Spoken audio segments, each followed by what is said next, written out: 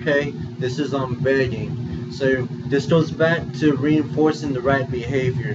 If your dog is reinforced to beg, that's what it's going to keep on doing. And so what exactly does that mean? So that means, say your dog is at the kitchen table, you're having dinner, and he keeps on pouting, and he's right there next to you, and you want him to do away, and you keep on telling him, and he goes away for a little bit, but he comes back, and he ends up staying there and crying, to just get him out of your hands, get him out of your hair. You give him a piece of your food so he can go away.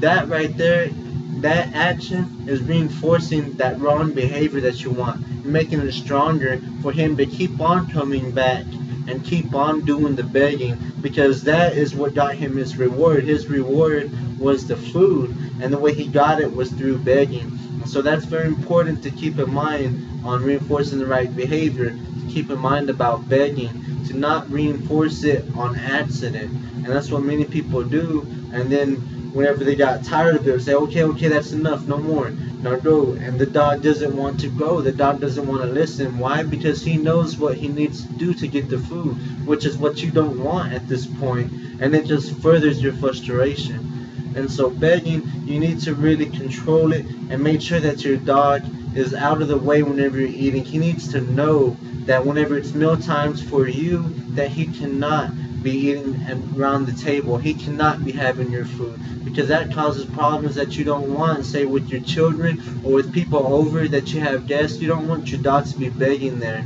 and you don't want to just be dealing with that. You want to be able to eat in peace and comfort if that's what you want, and your dog should be able to do the same in his own time. Now, that's not to say that your dog cannot have human food. Your dog can have human food, except not at your meal times, because that's reinforcing the wrong behavior.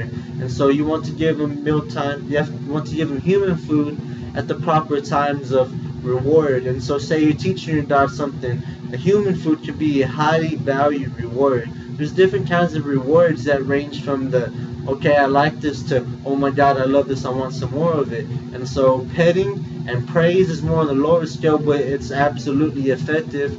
And then a regular dog treat's a little bit more inviting than praise and cheering on and stuff.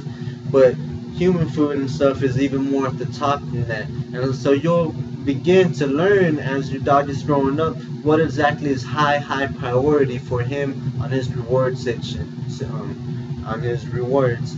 And so it's super important to keep in mind before we go not to reinforce begging on accident. Make sure that you set your rules, that your family members know your rules, and that you stick to them, and that you do not allow your dog to make his own way, your dog to have his own way. You're not being mean to him, you're just setting certain boundaries with you being the leader, and you expect them to be followed.